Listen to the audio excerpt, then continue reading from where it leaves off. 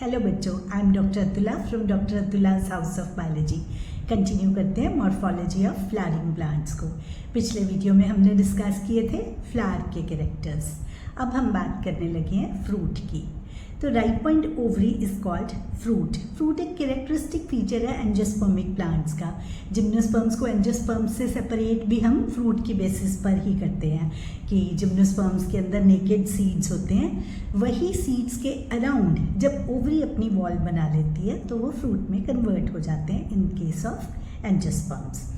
तो जो फ्रूट्स हैं ये दो तरह के कैटेगरीज में हम डिवाइड कर सकते हैं ऑन द बेसिस ऑफ कि कौन से पार्ट्स से फ्रूट की फॉर्मेशन होती है। We call it eucarp या ट्रू फ्रूट अगर हमारे पास जो फ्रूट की फॉर्मेशन में अकेली ओवरी इन्वॉल्व हो। अगर ओवरी को छोड़ के और पार्ट्स भी इन्वॉल्व हों तो उसे हम फॉल्स फ्रूट या सूडोकार्प बोलते हैं। तो किसी फ्रूट को अगर सूडोकार्प होना है तो उसमें ovary has to be inferior, क्योंकि इन्फीरियर ओवरी होगी तो ओवरी नीचे है और फ्लोरल पार्ट्स ऊपर है, इसीलिए वो फ्लोरल पार्ट्स भी पार्टिसिपेट कर देते हैं ओवरी की वॉल के साथ साथ फ्रूट फॉर्मेशन में। इसी तरह से एक कैटेगरी है parthenocarpic fruits. Carp word fruit के लिए स्टैंड करता है।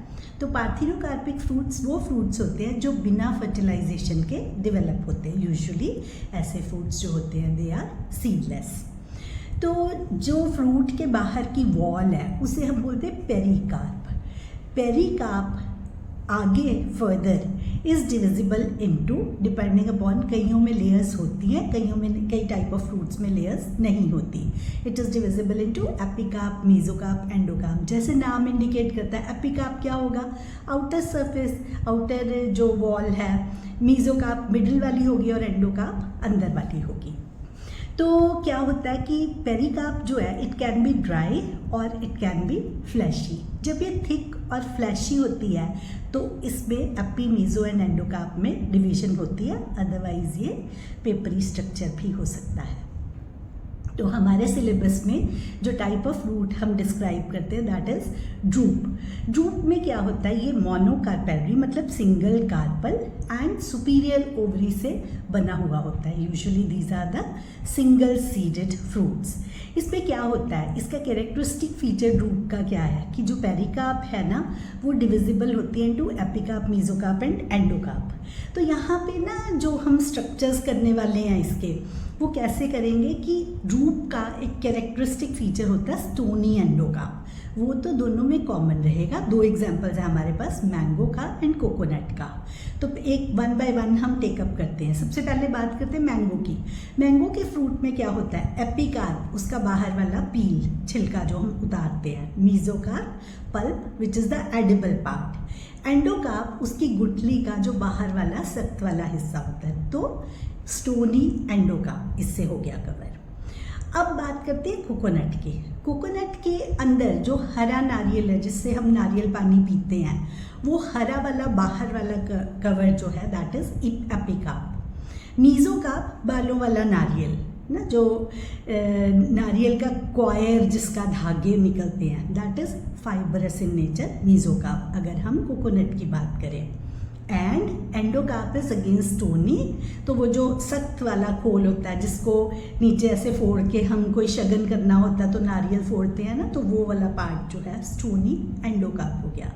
अंदर से इसका नारियल का जो एडिबल पार्ट है वो लिक्विड एंडोस्पर्म होती है जो नारियल पानी पीते हैं, एंड सॉलिड एंडोस्पर्म जो उसका कर्नल खाते हैं हम, अंदर वाली जो नारियल की गिरी खाते हैं। तो इससे हमारा फ्रूट वाला पार्ट कवर होता है। ड्रूप में characteristic feature was stony endocarp 1, single seeded fruit था 2, सुपीरियर ओवरी से बना था एंड मोनोकार्पेलरी ओवरी थी इसके अंदर।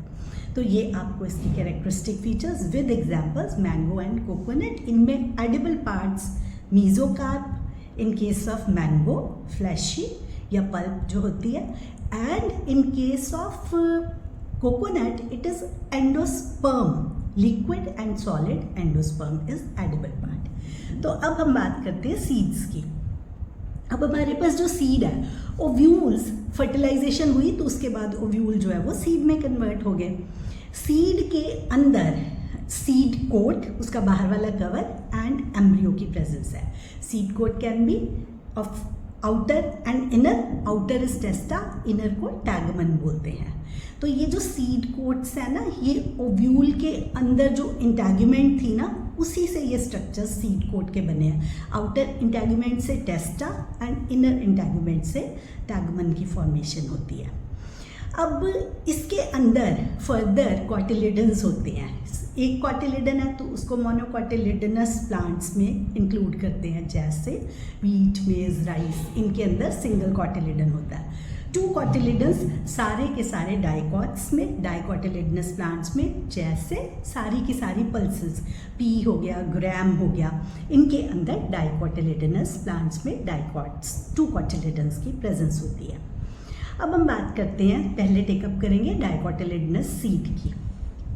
अब इसमें क्या है, अगेन सीड कोट या कवरिंग है। इस सीड कोट में 2 layers, testa and tegmen, outer testa and inner tegmen. इसमें क्या होता है, हाइलम होता है एक स्कार, जिस जगह पर जो अटैचमेंट है सीड की। तो ये जो मतलब उसमें ना फ्रूट के साथ सीड इस जगह से अटैच रहता है। बिल्कुल जस्ट हाइलम के ऊपर ही माइक्रोपाइल होती है। माइक्रोपाइल, ओव्यूल की माइक्रोपाइल की अगर हम बात करें तो उसमें से पॉलन ट्यूब जाती है। पॉलन ट्यूब की एंट्री के लिए माइक्रोपाइल ऑफ सीड की अगर हम बात करते हैं तो this is the passage for water and oxygen. यहाँ से वाटर और ऑक्सीजन की एंट्री होती है, फिर वो तभी मेटाबॉलिकली सीड जो है वो एक्टिव हो जाएगा। अब इसी में अगर हम बात करें, एम्ब्रियोनल एक्सिस होती है। एम्ब्रियोनल एक्सिस को बोलते हैं टिग्लियम। तो एम्ब्रियो एक्सिस के दोनों साइड पे 2 कॉटिलिडन्स की प्रेजेंस है नेचुरली जब ये डाइकॉट है। तो कॉटिलिडन्स में क्या होता है कि ना, इसमें रिजर्व फूड मटेरियल कवर मतलब भरा हुआ रहता है, और ये reserve food material embryo utilise करता है। एम्ब्रियोनल एक्सिस के दोनों एंड्स पे, नीचे वाले एंड पे रेडिकल और ऊपर वाले एंड पे प्रिम्यूल की प्रेजेंस होती है। रेडिकल, र से रेडिकल, रूट की फॉर्मेशन में हेल्प करता है। प्रिम्यूल जो है वो शूट फॉर्मेशन के लिए रिस्पॉन्सिबल होता है।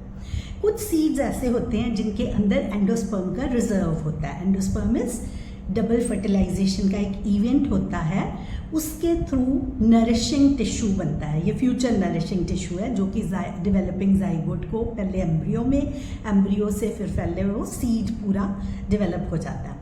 तो कई सीड्स ऐसे होते हैं जिसके अंदर एंडोस्पर्म की प्रेजेंस रहती है, रिजर्व फूड मटेरियल बचा रह जाता है, उनको बोलते हैं एंडोस्पर्मिक सीड्स या एल्ब्यूमिनस सीड्स, क्योंकि एल्ब्यूमिन की प्रेजेंस ज़्यादा होती है। एंड जिनमें ये एंडोस्पर्म ड्यूरिंग द डेवलपमेंट सारी यूटिलाइज हो जाती है, उन सीड्स को हम नॉन एंडोस्पर्मिक सीड्स या एक्स एल्ब्यूमिनस सीड्स बोलते हैं। अब बात करते हैं हम स्ट्रक्चर ऑफ मोनोकॉटिलिडनस सीड की। मोनोकॉट्स में जनरली अब ये होते तो एंडोस्पर्मिक है, पर इसमें ना एक एक्सेप्शन है जो एनसीईआरटी के हिसाब से सिंगल एक्सेप्शन है। नॉन एंडोस्पर्मिक सीड होते हैं इन केस ऑफ ऑर्किड्स। ऑर्किड्स के बहुत लाइट वेट, क्योंकि ये विंड पॉलिनेटेड होते हैं, बहुत light weight and dry and multiple seeds की प्रेजेंस होती है। अब बाकी जैसे सीरियल्स हैं, मेज़ है, इसके अंदर क्या होता है, सीड कोट जो है बिल्कुल मेम्ब्रेनस होता है। तभी आप मक्की के दाने को अगर आप निकाल लो तो उसके ऊपर से पील नहीं उसके रिमूव कर सकते, क्योंकि इसमें जो ये मेम्ब्रेनस स्ट्रक्चर है, सीड की और फ्रूट की वॉल आपस में जुड़ी रहती है। This type of seed is called caryopsis type of seed. अब क्या है कि इसका अगर हम मोनोकॉट्स का सीड देखें तो सीड के अराउंड पूरी की पूरी एक जो लेयर है एंडोस्पर्म वाली, उसे हम बोलते हैं एल्यूरोन लेयर। ये एल्यूरोन लेयर एंडोस्पर्मिक पार्ट को सेपरेट आउट करती है कॉटिलिडन वाले पार्ट पे। एक साइड में बिल्कुल कोने में इसका जो एम्ब्रियो है वो प्लेस्ड होता है। सिंगल कॉटिलिडन स्क्यूटिलम की प्रेजेंस होती है और उसके अंदर एम्बेडेड रहता है ये इसमें एम्ब्रियो नहीं वाला स्ट्रक्चर। तो एम्ब्रियो वाले स्ट्रक्चर में क्या है, इस पे ना प्रोटेक्शन प्रोवाइडेड, एम्ब्रियो एक्सिस है, एम्ब्रियो एक्सिस के ऊपर और नीचे उसी तरह से हमारे पास ऊपर की तरफ प्लूम्यूल है, प्लूम्यूल को प्रोटेक्शन देने के लिए कोलियोप्टाइल, और इसी तरह रेडिकल को प्रोटेक्शन देने के लिए कोलियोराइजा की प्रेजेंस होती है। तो ना मतलब इसमें आपको ने चीज़ें याद रखनी है, जैसे फंक्शंस की अगर हम बात करें, जैसे एंडोस्पर्म है, that is future nourishing tissue, कैसे बनता है? डबल फर्टिलाइजेशन से। दूसरा है स्क्यूटेलम। स्क्यूटेलम क्या है? Single cotyledon of monocots is called scutellum. इसके बाद है कोलियोप्टाइल। कोलियोप्टाइल क्या है? प्रोटेक्टिव कवर अराउंड प्लूम्यूल को हम बोलते हैं कोलियोप्टाइल। इसी तरह रेडिकल को प्रोटेक्शन देने वाले स्ट्रक्चर को हम बोलते हैं कोलियोराइजा। तो ऐसे करके हमारा ये मोनोकॉटिलेडनस सीड्स वाला पार्ट कंप्लीट होता है। तो आपको मोनोकॉट और डाइकॉट में डिफ्रेंशिएट करना आना चाहिए। ये तो हमें पता ही है कि डाइकॉट के अंदर 2 कॉटिलेडन्स और मोनोकॉट में सिंगल कॉटिलेडन, लेकिन एग्जाम में क्या आता है? Single cotyledon of monocots is called scutellum. कोई सीड एंडोस्पर्मिक है या नॉन एंडोस्पर्मिक है, इसमें उसका डाइकॉट या मोनोकॉट होने से कोई लेना देना नहीं है।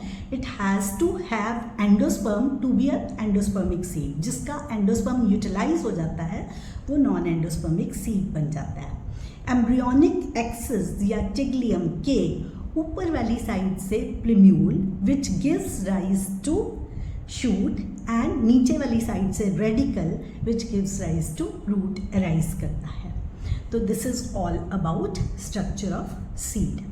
अगले वीडियो में हम टेकअप करेंगे technical terms related to families of flowering plants and family Solanaceae.